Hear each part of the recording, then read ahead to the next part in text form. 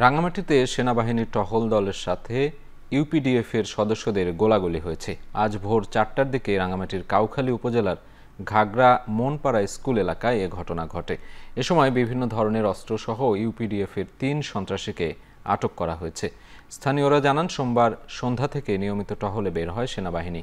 এ সময় ইউপিডিএফ সন্ত্রাসীরা সেনাবাহিনীকে সরে যেতে হুমকি দেয়। পরে ঘাগড়া মনপাড়া স্কুল এলাকায় সেনাবাহিনী ও ইউপিডিএফ সন্ত্রাসীদের মাঝে ৩৫০০ রাউন্ড গুলি বিনিময় হয়।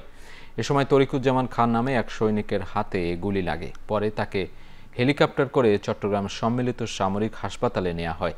এদিকে ম্যাগজিন, ৪৭ রাউন্ড অ্যামুনিশন, ৫২টি খালি খোসাসহ বিভিন্ন অস্ত্র উদ্ধার করা হয়।